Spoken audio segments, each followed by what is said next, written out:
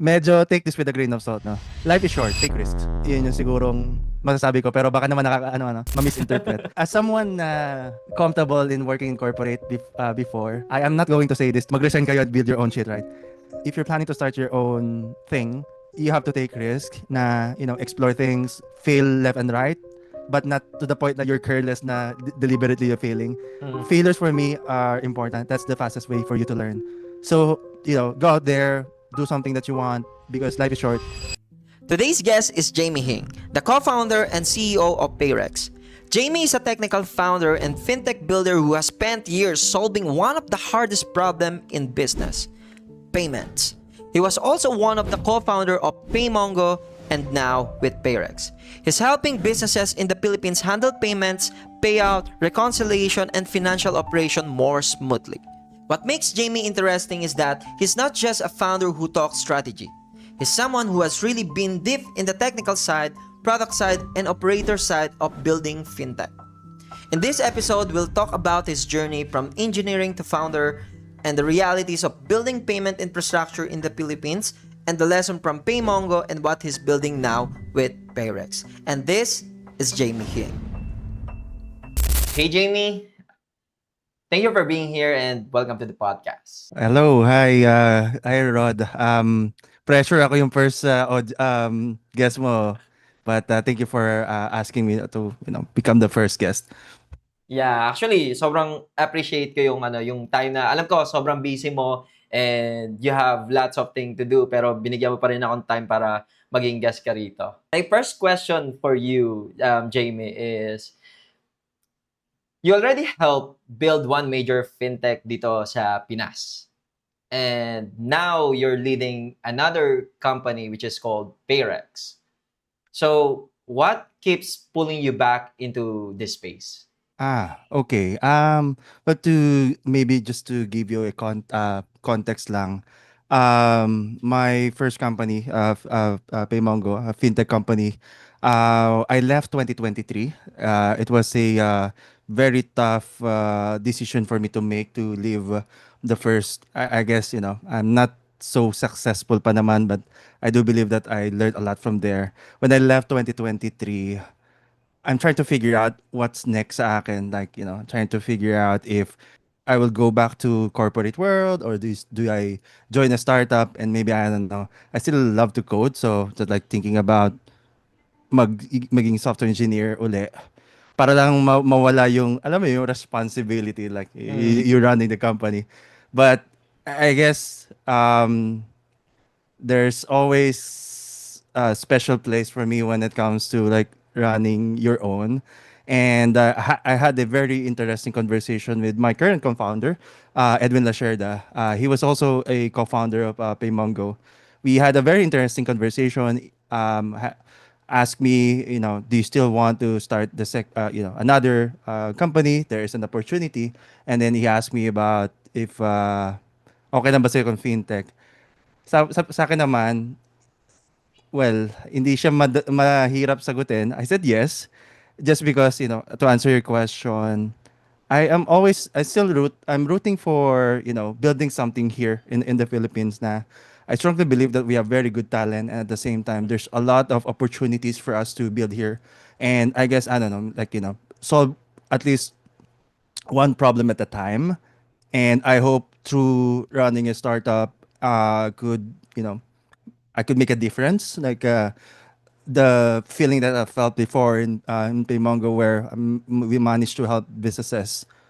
Nandun yung feeling ko na contemplating ako between will magma-migrate na ba kami ako well my wife and I somewhere or magstay pa kami dito. Nanaig yung of course syempre si Urge. Edwin yung kasama ko yung to continue again. So that's what keeps me going if ever. And I'm a sucker for an infrastructure play na solving problems na in the long run can be used by developers or and like building APIs to solve problems. And right now it's fintech. Nice.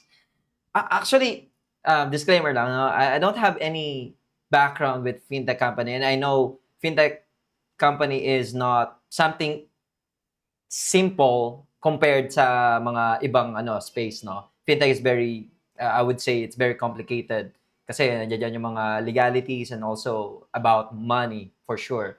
Yeah. Ngayon, since you're still interested to do coding and infrastructure, what are the challenges na pinaka gustong-gusto mo dito sa space ng fintech? Saan ba ako mag-start? Madami. Dami. Hindi, siguro it's more on, there's some, I mean, when you look at payments kasi, to be more precise, I mean, medyo malawak yung fintech. I'm into payment space within the fintech Yeah. scene. I guess what's interesting for me is to become boringly reliable. Because when someone pays online, I mean, right now we're online payments, it looks easy, no? Na you see the form, the checkout form, and then you select the next payment method, and then you click pay. Ideally, sa perspective ng consumer, ideally it's easy, right? I mean, at least from what I know na ginagawa namin, I mean, we're proud about the time it takes for us to complete the payment. But when you look under the hood, it's very complicated. Number one, of course, you need to make it work. You implement the APIs provided to you by the payment partners, but at the same time, you have to be mindful about cybersecurity. I'm not saying that this is for only payments lang. I strongly believe that for any tech company, even the basic ones, you have to pay attention about cybersecurity. But my point here is that it's not just about like building, make it work, complete the payment. You have to consider a lot of things like cybersecurity, performance, and be compliant with regulations. Those things, if you try to put them in one box, that complicates things and makes it very interesting para sa akin. Tapos gawin mo siya na scalable and will be used by businesses and even consumers. So, yun yung medyo nagiging interesting para sa akin na i-solve. Na maging ano siya, sabi ko nga, boringly reliable, na Reliable. parang to make it forgettable na hindi ko napansin na natapos na pala yung payment. Yun yung gusto ko ma-achieve eh. But under the hood, it's not that easy. Yeah. If you want to achieve that kind of experience, kumbaga. Yeah, agree. Actually, yun yung mga gusto ko rin ma-experience kaso wala ako sa mga wala ako sa space na ganyan. Pero I agree on that part na yung sa cybersecurity and building a boringly reliable software because kasi pagka ganun yung software na binibuild mo, meaning stable ka na. Kasi nga, boring na eh. Kumbaga, ano na siya reliable works. na siya It works na. Yeah. Diba? Yeah. So ayun yung tina-target nyo ngayon sa Payrex. Yes. Okay. That's nice. one of the things na That's tina-target one of the namin. thing. Isa pa lang yun. Kumbaga, isa pa lang yun. Yeah. Okay, that's good. Okay, so from your perspective ba, why are the payments and fintech still such an important problem to solve here in the Philippines? Kasi 'di ba, sabi mo kanina na you still choose to build here in the Philippines. So, Baka marami akong makaaway dito na competitor. Hindi, sige. Atras lang tayo na onte way back in 2019. When we started, well, at least when we started PayMongo, the dream was, I mean, Stripe in the US, it's a widely known payment gateway there. I'm a fan of Stripe. I want to bring that experience here in the Philippines. To build something, to build a payments company na it's easy for a developer to use it. I mean, let's be real. At the end of the day, sino ba yung nag-integrate ng payments in a business, right? These are the developers. So, if you will, like you, I mean, I know that you're building up Squala. So, most likely, hindi naman yung, kung hindi ikaw yung business owner, Roda, parang you need a developer to integrate, right? So, to provide that basic good experience for a developer, that is something. But beyond nun, payments kasi it changes over time. Regulations change, or I guess like implementation in card payments. A couple of years ago, hindi pa uso yung SCA2 na tinatawag, strong customer authentication dito sa Pilipinas. But fast forward to present, it's being adopted starting from Europe to the Philippines. It is changing. So to maintain that experience, palagi may challenge. Plus, nagbabago rin ng trend ng consumers eh. Before pandemic, there's always there's this line, cash is king, right? People don't like to use cashless, which is number one. You have to build trust and whatnot. But when pandemic happened, na forced lahat na gumamit ng cashless, right?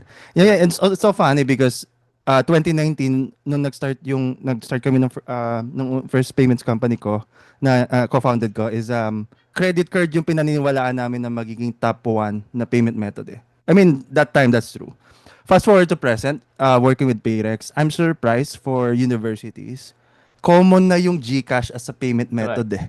I mean, you would be surprised. There will be some students or parents who would pay the entire like tuition fee for the entire semester using GCash. Gcash. Hindi ko na-expect yun like X years ago. I mean, normally that would be credit card kasi, you know, and not that I'm saying that GCash is not safe. It's more of you know, whenever you try something new or I guess like if there's something na pwedeng magamit today pero hindi pa siya widely adopted, you're not gonna try it. But Yeah. since na-force tayo ng pandemic, you know, cashless, nagbabago yung behavior. So going back dun sa question mo, it's still a problem na payments company are solving because you know consumers change, consumer behavior change, or even like let's say regulation. So mag-adapt talaga. And you cannot be complacent lang na whatever that you have right now, okay na yan. Like, it will run X years from now eh. Nagbabago siya. And I guess siguro, related to what you mentioned, you asked kanina na what makes it you know exciting for me. Yung magkaroon ka mag-adapt ka based on that trend. Eh. Or maybe another thing would be, I mean, sa news, 'di ba, na you can use credit card or debit card sa MRT. Isn't it like, I mean, I normally travel outside the Philippines because I always dream that whatever convenience na experience ko sa labas, gusto ko siyang dalhin dito sa Pilipinas eh.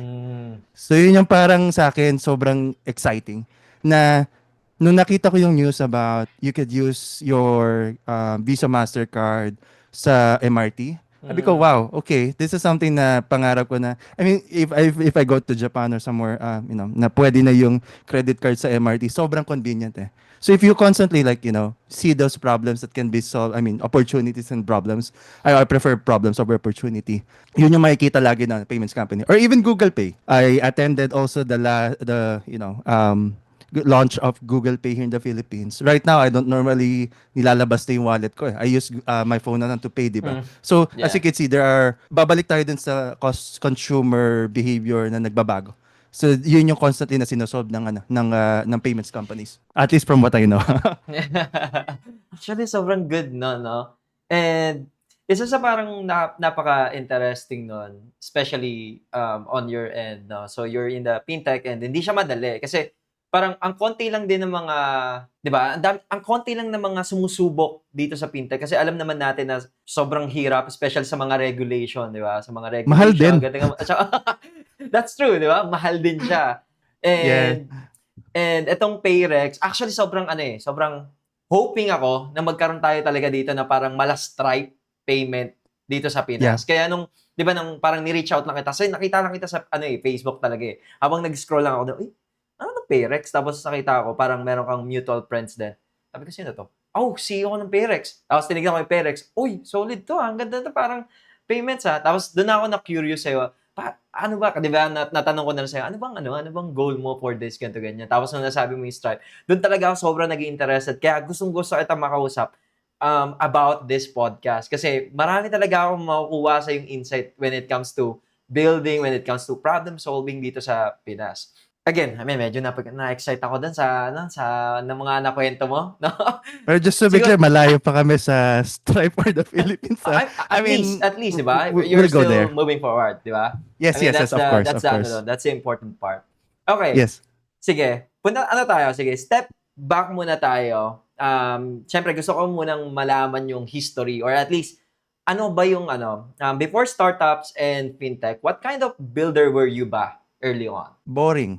To be honest, I'm not into startups. I'm just a guy who loves writing code. I mean, I don't want to be like, medyo cliche na software engineer. So, but to be honest, I'm not into startups. I'm not a fan of startups before. I co-founded one of the company that I've started. So my career started Malalaman yung age ko pero okay lang, I don't care.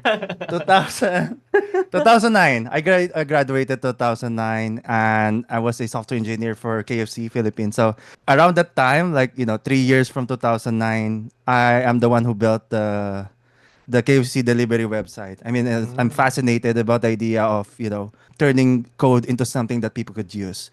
Most of the initial years of my career, I'm a traditional type of employee na, I mean, again, there's nothing wrong about what I'm going to say, na I'll just work 9 to 5 or 8 to 5 pala kami, or I forgot the time, but 8 hours, right? Just to work and, end the day, uwi, go home, play games. That's my life, like, mga early years.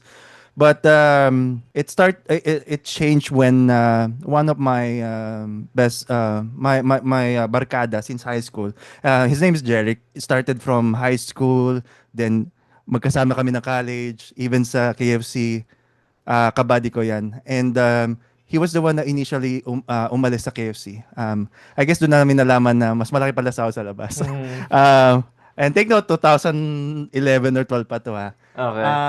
So siya yung unang namulat sa mundo ng siguro yung idea na there's a startup. I mean, startup is something na that nag-exist pa naman dati pa, pero the idea that there's a world beyond the corporate setting. Sa kanya ako natuto initially. But so I left KFC after years of experience building internal systems for them.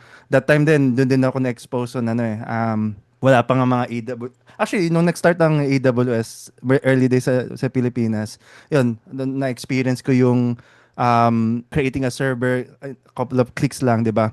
But anyway, medyo lumalayo ako. So, going back dito sa sinabi ko about leaving KFC after years of experience, I've been into different industries. So, medyo ako, sa mata ng HR, pag nakita yung CV ko, I guess sa panahon kasi nowadays, it's normal if people would leave after a year or two. I've been into different industries like food industry, car rental industry, then saan pa ba? Book publishing. So I work as a software engineer for Cambridge University Press. The school in the UK, the printing press there, merong Manila office. I was a software engineer there, from being a software engineer, dun na rin nagkaroon ako ng transition for leadership. Kumbaga, yung trajectory ko until ma-reach ko yung current composition, I've been into different companies and different, I guess siguro aspects of IT. Kaya nga yung nasulat ko dun I just recently launched my personal site. After mga 17 years of experience, ngayon lang nagkaroon ng dedicated kong website. Ewan ko, naisip ako the other day. I wrote there na I'm a generalist builder na tipong I've worked as a software engineer, quality assurance, maybe not in the role per se, but I've experienced firsthand yung role. Product, design, and even infrastructure, experience ko siya. Even crimping my own cable. Yan. Alam ko, I mean, that time. X years ago, wala pa nga AWS, sinabi ko nga sa'yo, di ba? Na-experience ko yun. And then, Cambridge Press nga, this is where umalis ako hindi naman umalis, nandun pa rin ako sa pagiging software engineer, but namulat ako on leadership. Being a software engineer to senior software engineer, and then leadership naman where I lead people. Which is a bit, for me, it's really scary that time. Kasi parang, paano if I mess up taking care of software engineers, diba? I mean, I care about others when it comes to the work. So I led like 4 or 5 people there, and I'm grateful that I was mentored properly by my boss at the time. His name is Boss Edong. I learned a lot from him, and I guess ito ko rin masasabi na from this job, yung barkada ko na mention ko kanina, he mentioned to me about there's a job opening na I guess ito papasok yung mundo ko ng startup eh. Hindi pa naman yung fully startup na like from scratch ko ginawa, or like I was part of that from scratch, no. It's more of he opened up the idea na may flexi time pala. Hindi ko alam na may flexi time. Alam mo yung parang I'm stuck in like an 8 to 5, 10 to whatever, basta 8 hours. He told me that this is a job where you can go to the office ng either around this window. Kasi ang mundo ko na, just like writing code and then go home and then that's it. So, took the leap of faith then. Siguro may ano rin sa isip ko na just to give it a try. Di ko alam kung paano niya ako nabudol eh. Pero that was the first time that I saw a world where hindi naman sa walang structure. There's a common misconception about startup kasi na it's messy, right? I mean, depende na rin siguro. I mean, even in corporate, there's like, well, organized, but it's so messy inside, right? So, but there is a misconception na ganon. But for this one kasi, it's a bit, medyo loose, medyo flexible, or medyo maluwag yung how you can move, basically. So, it's a logistics company. And that was the time that nakita ko yung pagiging flexible when it comes to decision making. And my boss here, his name is Rob. He is I think American yata si Rob na matagal na rin nakatira dito sa Pilipinas. So marunong magtagalog. I also learned from him about, trying, dito ko nakita yung mundo na you can, I mean, normally when you if you work in a very organized company, your job as a front-end engineer, front-end lang yung hawak mo, right? Correct. Pag back-end, back-end lang yung hawak mo. So there's like a specific job description. With this company na salihan ko, the name is LBCX. It's Quad X now.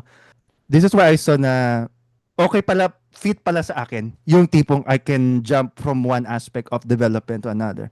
I mean, dito ko na-experience, like I'm the one na nagde-design ng database, yung magiging redesign. Kasi ang hinawakan ko doon is a redesign of, at least yung sa logistics na trying to integrate like different logistics partner like LBC and whatnot. Dito ko natuwa na you can do these things. And it fulfills me. I mean, sobrang enjoy pala nung feeling na you can be front end today, tomorrow you're back end, the next day you have to spin up the server. Siguro yun pala para sa akin na that time di ko pa alam, ngayon ko lang na-realize na yun pala yung fit para sa akin. And then I met this guy. Actually, his name is Francis. It's Kiko. He was the CEO of Paymongo, pero mamaya na tayo pumunta doon. He started his own shit. I mean, he's an MIT grad na bumalik dito sa Pilipinas because he wants to start his own thing, right? He asked me to join the company because nabudol niya ako sa idea ng big data. I'm a sucker for big data. I love complex shit. So, sorry, okay lang mo gumamit ng mga Okay lang yan, okay lang dito? yan. No? Okay lang.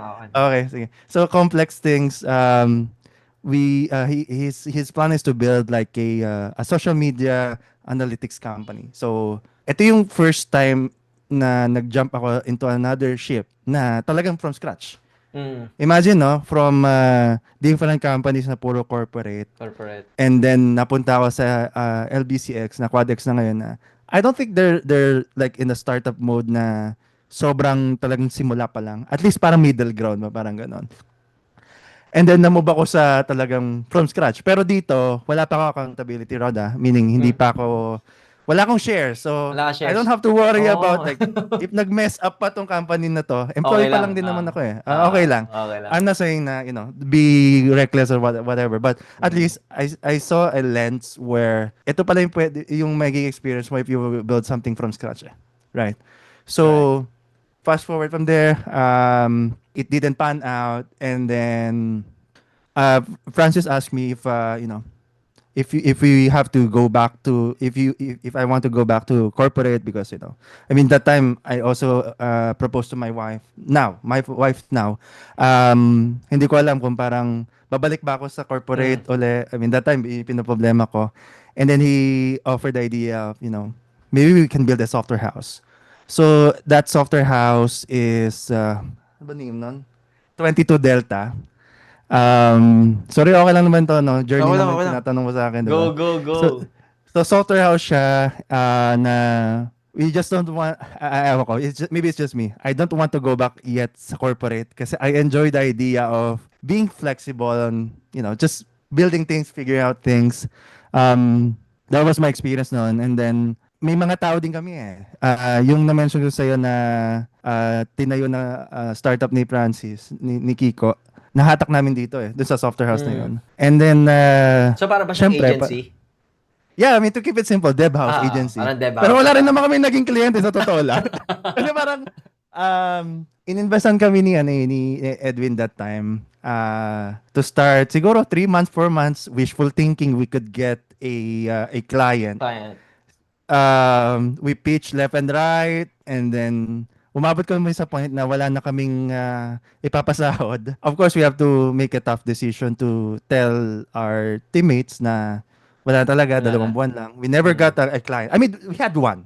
It's funny because a couple of months bago kami magsara nung software house in 22 Delta, nakuha namin yung isang bangko to redesign their website. But that was also the same time na parang alangan na. Like 2 months. Alangan na. Imagine, Rod, 2 months na lang na natitira sa bangko and then we're out. Like, bahala na kami sa bar, mag-iwa-hiwalay na kami, di ba? Correct. Pero there's something special na na-mention sa akin na I mean, I will never forget. Sinabi ng teammates namin na it's up to us kung ano yung parang paano namin gagamitin yung last 2 months. We will be here until the last na pasahod sa amin. I mean, that's very special para sa akin na statement because they really enjoy the company ng team at the same time what we're doing. So that also the same time ng 2 months na lang na I had a discussion with Kiko. Sabi ko, I think we have to, well, idea naman parehas. I think it's about time for us to build a product just to give it a try. Alam mo yun? At least the 2 months left na hininga namin, let's try a product. And then you will be surprised ano tong produkto na to. Ano yan? That was the birth of Paymongo. Oh, So, that 2 was months nice. 2 months left. Pinag-iisipan namin kung anong bubuin namin na company. Damn. And the inspiration was, it's funny, no? Wala kami naging kliyente, pero alam namin, as a software house, mahirap mag-receive ng payments. Don't get me wrong, there's a lot of payment gateways na naman that time. You know, you have Dragon Pay, Paynamics, so on and so forth. But it's very hard for us that time to get access to these tools. Okay. Correct. I mean, I'm just trying to be transparent. I'm not bad mouthing others. I mean, just based on our experience. So that was a pain point namin that time. It's hard for someone to, I mean, before naman nito, nung nasa KFC ako, I integrated IP88 na ngayon nabili ng NTT Data. Ang hirap I mean, kung let's say, I'm just a random person na just trying to, I want to get payments, it's challenging it takes time for you to get that access. So, that was the inspiration kung bakit namin naisip yung idea ng payments. And then, pinitch namin dun sa team namin. By the way, yung team namin that time, ito yung mga original founding team din ng Paymongo. Yun yung mga nandun. So, ako naman mag-shoutout dito. Shoutout mo. Shoutout. Sina Jam, si Alex, si Kebs, si Sed, siya yung fraud and risk namin. Sino pa ba? Baka may ma-miss out ako. Basta kilala nyo kung sino kayo. I'm very glad na we have this team na sinuportahan kami hanggang dulo. So, we built the initial version, right? But at the same time, Francis is exposed kasi sa labas ng Pilipinas. He pitched the idea about Y Combinator. So, Y Combinator is a incubator in the US. Dito nanggaling sina Dropbox, Airbnb, etc. He opened up the idea na why don't we apply? That was the same time then na inopen na namin yung idea kay Edwin eh. Kasi he was our investor then that time, di ba? I mean, without Edwin then, ewan ko, baka hindi rin kami nagkaroon ng life extension to try out this idea. Anyway, so we pitch. Francis Kiko created, sorry, I'm used to call him Kiko, pero baka mas kilala na iba ng Francis. Francis Plaza yung name niya. Kiko submitted an application. And then po siya, pumasok, tumuloy. Ilang beses na rin nag-apply si Kiko ng YC. So, pang ilan yun? Kumbaga? Or maraming beses ba? Maraming beses siya nag-apply Tapos, etong time na to, pumasok. Pero take note, hindi pa kami fully pasok Teka lang, ilang minutes ba tayo? Baka mabitin tayo. Bibilisan ko na lang. Sorry, alam ko 1 hour lang tayo. So, okay. So, we submitted the YC And then the first round is an interview through Zoom call. And that was also the time that we tried to gather, like, yung magiging founding team. I mean, at least the founders, diba? Kailangan ng founders sa isang startup. So, apat kami noon. And then we passed the first round. That first round is a video call. I still remember the guy who interviewed us was Tim Brady, yung first employee of Yahoo, or the early employees of Yahoo. He was a YC partner that time. And then the next step is to go to the US. So, around that time, hindi ko alam kung saan ko hugutin yung pang-ticket namin, ha. Kasi imagine, 2 buwan na lang natitira. Wait lang, Ah, US, lahat kayo pumunta doon? apat lang. Apat? Yung founders lang. Okay, apat founders. So, we have to pay for our own tickets. I mean, I'm glad din na may US visa ako. Kasi si Kiko, walang problema yan eh. Nag-aral naman sa MIT. Ako, nagkaroon ako ng visa because yung startup na finound nung una, kailangan namin lumipad sa US for the Facebook conference. So, that, siguro, nag-stitch together din na idea na, okay, may US visa ako. They granted me 10 years. Then, no-brainer, nakalipad ako to the US, right? And then, I used a portion of the funds for my wedding that time. And I guess nag-pay off naman later. Anyway, we flew there. Imagine lilipad ka ng US for a 5-minute interview. Imagine that. Limang 5 minuto minutes? lang. Yes. You will meet the partners there, interview, and then that's it. To cut it short, yung journey namin doon, we got in. At least yung unang pumasok sa isip ko, may pangpapasahod na kami sa mga tao. I mean, hindi kami mabubuwag. Kasi I don't want Yeah. the group to be disbanded eh. Kasi there's something special about that group na parang sa akin, I can live like forever na with them. I mean, I know it's not possible. Yeah. But I strongly believe about building a team na you can be workers, but at the same time you can be colleagues na, like, with good relation. I value trust. So I really Correct. want to work with people that I trust. I mean, maybe this is something that very important if you're running a startup. Trust is very important. Correct. But anyway, sorry. I was supposed to share about Payrex, no? I mean, don't get me wrong. I love what the Solid. journey in Paymongo, but whatever we experienced there, it made me, who I am today. But anyway, so Well, that's the na-resolve namin idea. yung funding I mean, that's the issue. idea. That's the reason why this podcast exists. To really Okay. understand ano yung journey mo bago yung Payrex. So, good pa rin yung na-share mo yung Paymongo. Ganun Kasi pa yun naman. talaga, Okay. yun talaga yung idea. I see. Pero ang Okay, ganda, okay. ang ganda ng story niya, nakaka-inspired. Kasi actually, for me, no, just to share din, syempre, imagine mo na ako yung sisiw, no? Kayo yung mga manok na pansabog na talaga.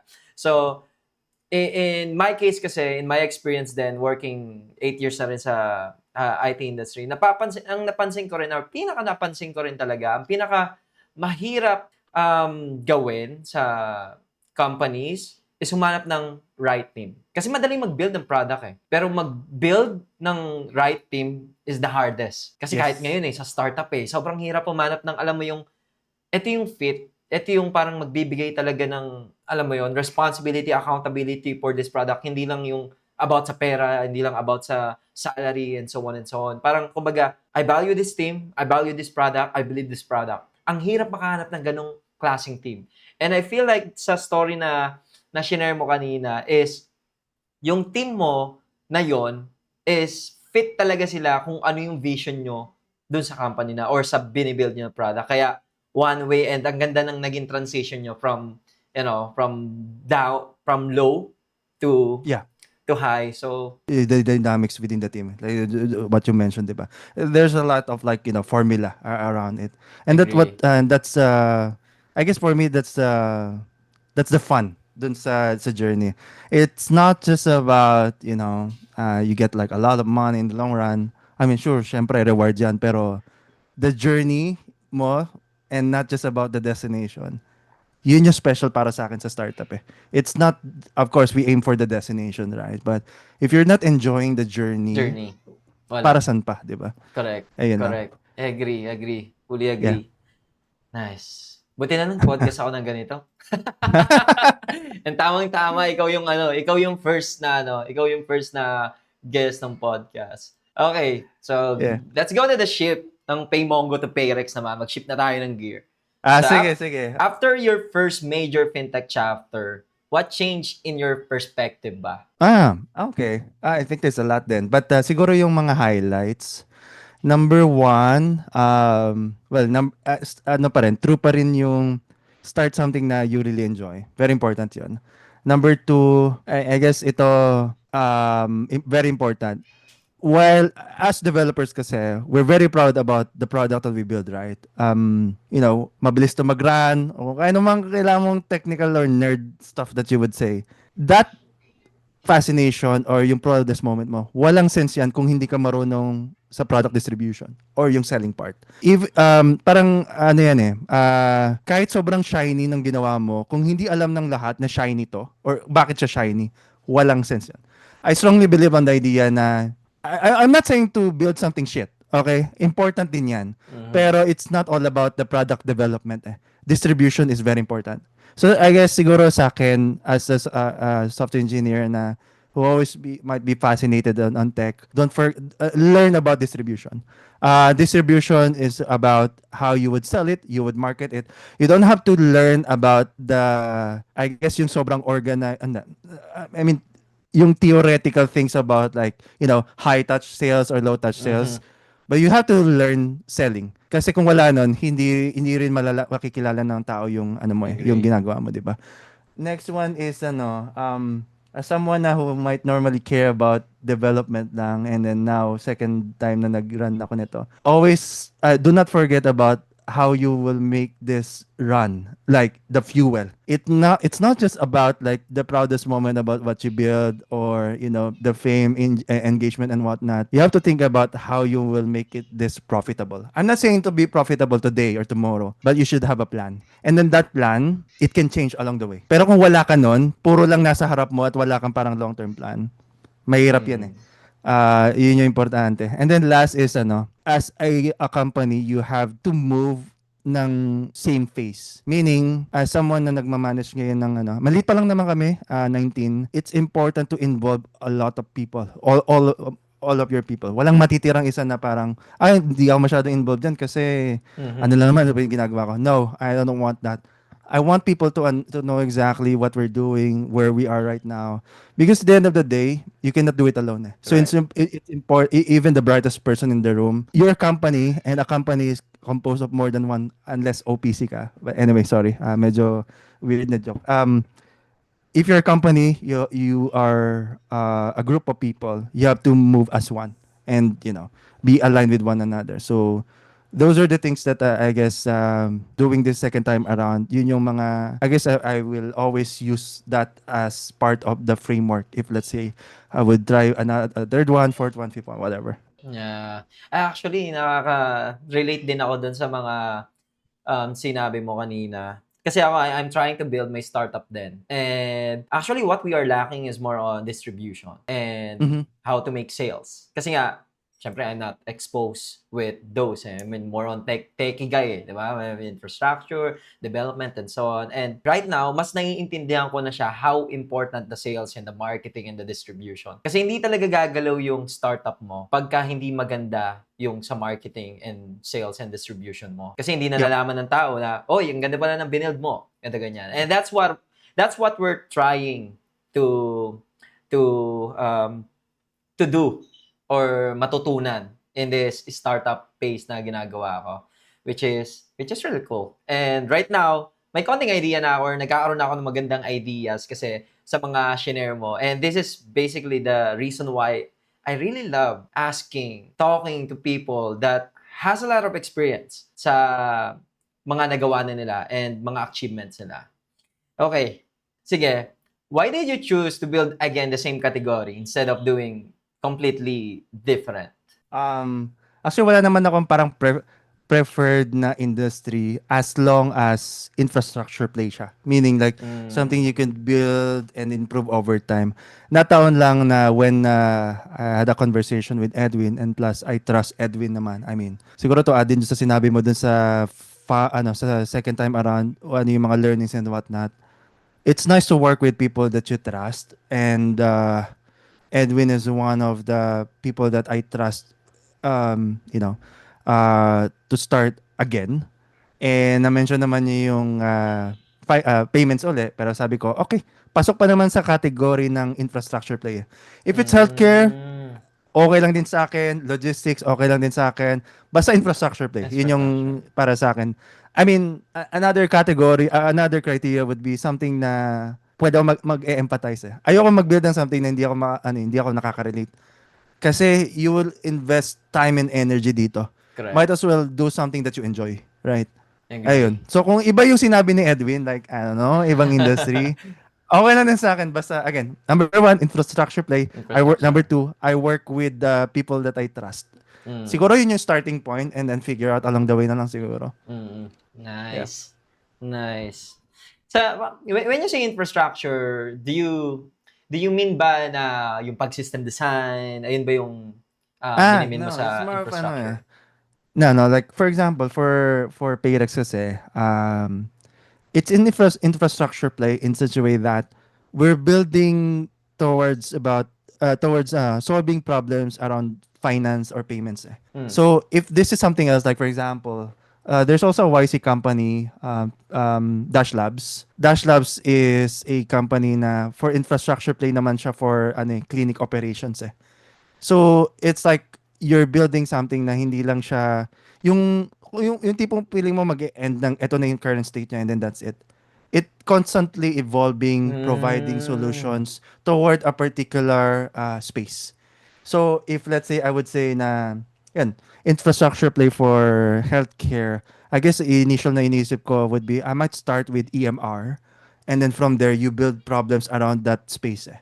So sorry, nga no, baka hindi naman ako lang Kasi naman yung syempre pang nag-define ano eh, siguro na parang pang higher level yung infrastructure play eh. Kaya nasa utak ko parang infrastructure ano ba 'yun? Infrastructure no, system it's not just design. about like servers and whatnot.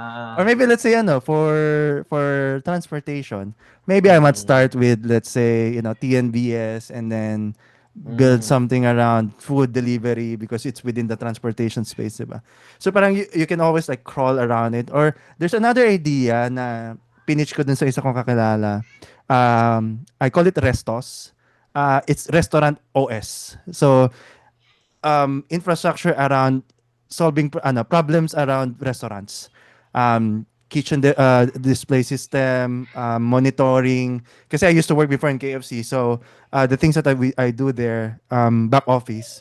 So like build something na restaurants can use na parang plug and play na pipiliin mo kung ano yung mga components na Mm. gagamitin mo. So yun yung medyo nag-enjoy ako eh. Na very flexible siya, depende siya sa target segment ng particular industry yung pwede mong buuin. And then you're not also building for one person lang or one company, di ba? So, Same segment, marami kang pwede mabuo around it.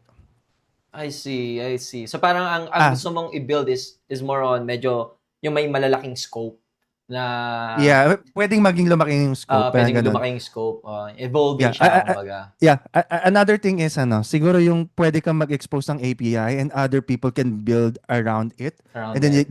they could monetize it. Now I want to build I want build something that people could use so they could earn din at the same time. Of course, syempre mag-earn din ako doon, 'di ba? I mean, Correct. depende na lang kung ano yung pricing model but Mhm. for example, for Payrex, payments yung ginagawa namin, but we have a lot of APIs that you can consume. Maybe you can build something out of it. Like, I don't know. Maybe right now, the core foundation of Payrex is payments, and then you want to build like an invoicing system, or maybe like you want to build a POS na yun yung business mo. Mhm. You can use us to, power the payments aspect, something like that. So, medyo ganun yung na-foresee ko na at some point, yun yung pwede ko ma-solve around a particular idea or a problem pala. Sorry, I'm not a fan of an idea, but more of like, I always want to frame it in a problem statement rather than idea. Ideas. That's good. That's a good one. That's a good. But that's just me, ha? Well, I mean, it makes sense. But it makes sense naman na kasi maraming tao or actually kahit nga ako or kahit ibang mga friends ko na we had a lot of great ideas, right? But not all of them solves a good problem.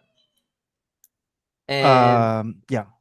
and I'm not sure about because right now we can think a lot of ideas and the only problem or the only differentiator is how big or what kind of problem that idea is solving. Yes. Yep. Di Kasi ba? kung wala ka ng problem, you can always think of a feature for your idea. You're lost. Correct. Don't get me wrong, fine, sige, kung ang forte mo is to start with the idea, okay lang naman yan. But if you will go to a room and discuss about like what are the features that Problem. we're going to build, kung hindi mo alam yung problem na gusto mong isolve, either one, hindi mo alam kung anong gusto mong prioritize. Number two, hindi mo alam kung anong gusto mong idagdag doon sa feature. I mean, ideas are cheap, right? You can always, I mean, nowadays, panahon ko, wala namang chat GPT. Simsimi lang yung alam ko noon that time eh. Hindi pa yung makakatulong sa'yo. Nowadays, madali mag-isip, di ba? Correct. And I mean, I'm also lurker din minsan sa social media. It's easy to think, especially with vibe coding, it's easy to Correct. build something. Pero if you don't know exactly what you're trying to solve, magiging, siguro may stuck at some point. I mean, maybe you can build something today, but if you want to go beyond that, whatever initially that you built, may challenge ka kung hindi siya naka-frame into what are you trying to solve. I mean, the problem doesn't have to be grand. That's a suicide din eh. Whenever you start a startup or like, start with a niche. Mas madaling gumalaw kapag maliit yung problem na sinasolve mo. And I'm not saying na people would pay for that niche solution eh. And this is where you have to talk to your customers eh. Very important yung kausap mo yung potential gumagamit. Okay? Kung magtatanong ka lang sa social media, for example, like, tingin nyo ba maganda tong idea? I think it might be a waste of time. I mean, maybe not. Maybe you might find that person na who is willing to talk to you about the problem. Maybe that's a good start, but it's always have to be as a problem statement solution, a problem solving aspect, and then here there you can find the people who has the problem, and then if they find the solution na ginawa mo as a solution to their problem, they will pay you, right? Yeah, agree. Actually, dami kong realization sa conversation na to kasi nga yun din yung parang hirap din sa amin na sure, I mean, we built Upskwela and we found some problems. Oh, pero parang ang hirap din i-express paano siya I mean, makakasolve siya ng some problems, but parang yung way niya or yung measure how big is the effect or effect nung pagkaginamit din ng Upskwela. So ayun yung parang Yeah. challenging sa sa part namin sa marketing side or at least sa reaching out eh. Yeah. And that's what we're trying to figure out. And yeah, I mean, again, thankful na So we have this conversation. you can always ask yourself, why did you build this? For sure, Yeah. there was something na nag-trigger from your end na Yeah. problema. Kaya It's mo siya actually, naisip, diba? yeah, I mean, just to share it quickly, the reason why I built it is because I've been a content creator for almost 5 years na, or magsi 6 years na rin. And I have good followings, engagement, ganito ganyan. Pero I'm not earning from algorithms, views, or engagement. Kasi yung kumikita lang talaga sa social media is more on yung mga nagpa-prank, ganito ganyan, di ba? And as an educator in the social media and maraming educators, if you're trying to make money online, you can't. You can't make money online by teaching in the social Mhm. media. And that's the truth. And that's why we built Okay. Upskwela, just to give them I a platform, see. diba? Just to give them, instead of your platform or instead of your educational content to be posted sa social media, maipaglaban sa mga entertainment stuff, why not Yeah. push it in the isolated or focus sa educational content and you can price on your own. You can, If that's the case, di alam mo na yung ano mo. I mean, I yeah. don't know exactly yet the devils and the details of Upskwela, but if that is your, I mean, nagre-resonate sa'yo na ikaw mismo, content creator Mhm. ka, na you post educational content, but you're not earning from it, that is your, Yeah.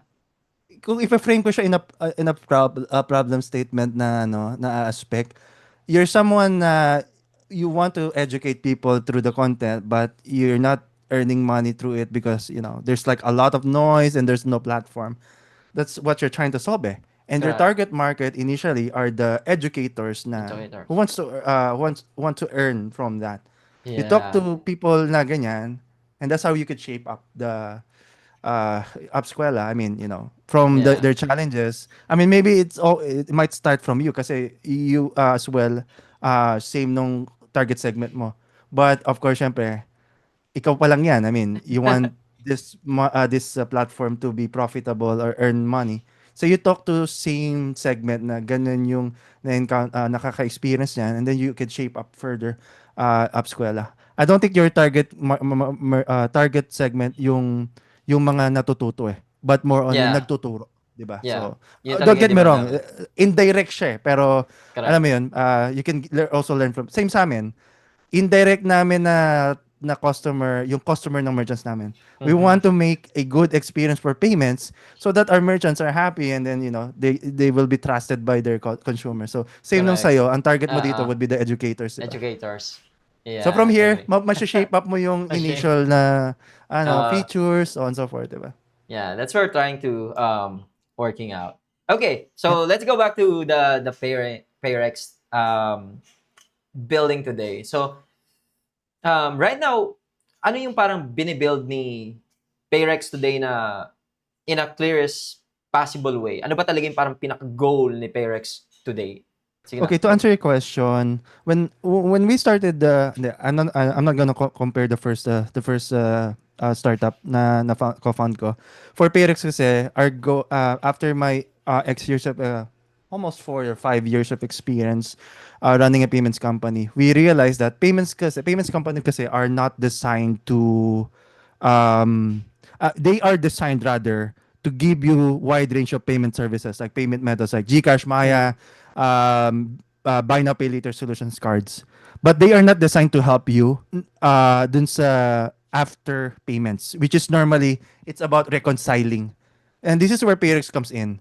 We provide businesses end-to-end solutions. Of course, our experience in providing a good payment experience for the consumers or the customers of our merchants.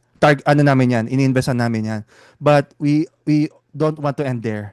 With Payrex, we are a payment platform, which means we're not going to brag about, we have wide range of payment methods. We can also help you with back office operations na maging efficient.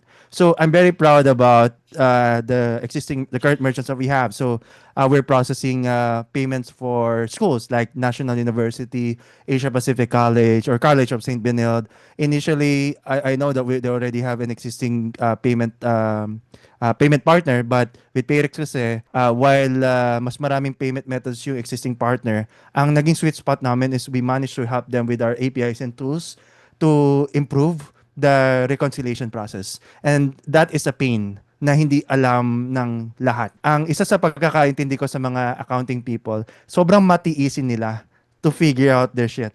Na deep inside they're crying na how can I make this, paano ko makakalagpas sa next na reconciliation. They're very creative, they're very resourceful, but with Payrex we managed to work with their tech team and also finance to make their reconciliation fast. And I'm very proud na recently may user school na merchant namin, yung last enrollment season, wala na raw pila sa registrar Ghost town na because everything's Nice. cashless. And then, yung reconciliation ng accounting, mas madali na. Nilesen namin yung steps. Dati kasi, they have to download the report, add student number, student ID, whatever, student name. Tinanggal na yun kasi with the integration with their tech team and also Yeah. working with finance, na automate namin yung flow na yun. So, end-to-end siya, no? From payments down to reconciliation. Hindi namin iiwan yung business na yun. And then, rinse repeat yung process. Yeah, So, that's so yun. nice. That's so Si nice. Stripe kasi ganun din eh. Yeah, I mean, okay, so para sa mga viewers natin, syempre, why are workflows like reconciliation and reporting such a big deal ba? Kasi syempre, nasabi mo kanina, reconciliation karamihan ng yung mga consumer ng payments are ang alam na lang nila is more on payment integration, di ba? So ano ba yung si reconciliation? Bakit siya sobrang big deal? Actually, if you're starting, hindi mo siya problema. Even ikaw, let's say if you're trying to start this thing, kaya mo pa mag-spreadsheet eh. Alam mo yon, Correct. mag-focus ka ng formula Correct. muna. But as you grow, you would see that a portion of your time may invest mo sa reconciliation. May mga iba't ibang size of businesses na ako naka-interact, and so far, based on what I know, hindi problema ang reconciliation if you're small.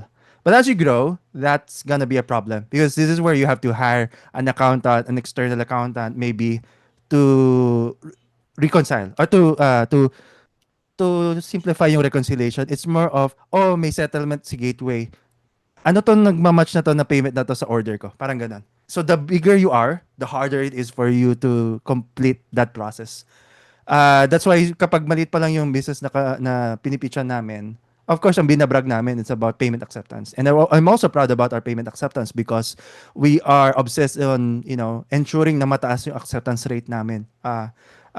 Within the platform na very proud na like yung recent namin na tinulungan or payment partner kami, yung recent na concert of SB19, kami yung nag-handle ng payments of the international fans and I hope I could also get their merchandise, but at least I'm very proud that we managed to help them Yeah. increase the chance of completion of payment sa international funds. But they're also glad that we managed to help them with reconciliation. So dati nilang gateway, it took them a month for them to complete the reconciliation. With us, one day lang nakakapag-reconcile na sila. Damn. So sobrang proud ako. I mean, we also wrote an article about it. We also got an approval from their end to post this. So this is where siguro to answer yung tinanong mo kanina about like to end or yung shinare ko about end to end, diba? Those are the concrete examples. So yan, reconciliation and then payment. So Yeah. that's Payrex. Actually, the reason why I asked this because I have some experiences working with a company which is yung company namin gumagamit sila ng QuickBooks integrations and other CRM. And yung QuickBooks kasi yun yung accounting. So before they manage all the payments on the bookkeeping kasi bookkeeping siya. So bookkeeping Yes. they need to reconcile all the Yeah, payments. So they need exactly. to do it manually. Manually, yes. Track, diba? One by one and so on. Ah. And when you say na in Payrex, you already handle it, which is really a big deal. Diba? I mean, Yep. it's really a big deal, especially if you're a big business. Kasi hindi mo talaga kayang millions or sabi natin thousands of records na pa isa-isa. Aabot talaga siya ng buwan pagka wala kayong automations. And you Yes, automate yes. that. Well, not in a snap of fingers. We have the APIs and tools that you can consume. Okay. But yeah, I But mean, at least mention mo, there's a way. Diba? There's a way to there's a automate way. it. Yes. Like That's you cool. mentioned about QuickBooks, diba? Parang we're also planning to build a native integration of QuickBooks where from Payrex you can link your QuickBooks so that in just one Nice. click we can send data to QuickBooks. Right now kasi you have to use our API. But it's doable because That's right. we have the tools that you could use. Parang pwede mo siya two-way sync, Yes, Yeah. that's the goal. Let's see. Okay. All right. So it's a really good conversation with you, Jamie. So before tayo mag-end siguro, what is one lesson you think founders or engineers need to learn earlier?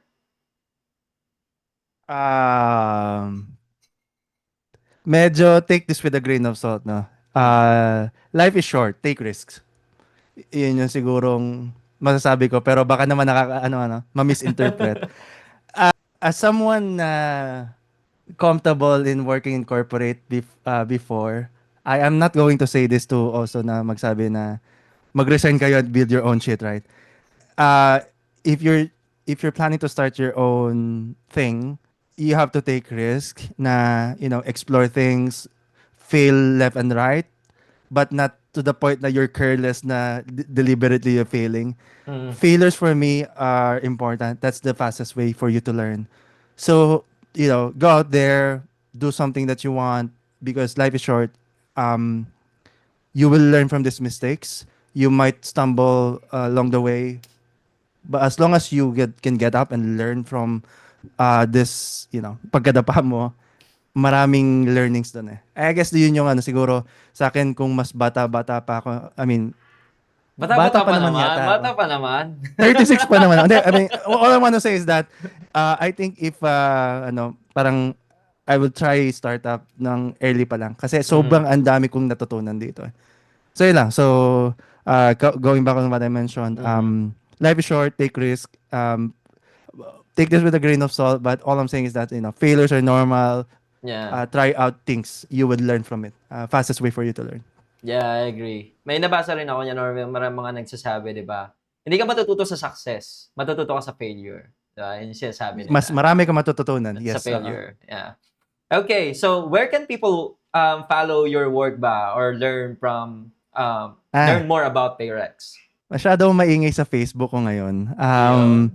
I'm to share lang, no, hindi ako masyadong loud sa social media. Mhm. Ewan ko, I'm grateful na nakita mo nga ako kasi parang that's my goal eh.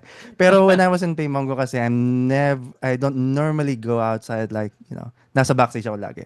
But anyway, I guess I'll try to use this as an opportunity to share then. So I normally post in social media.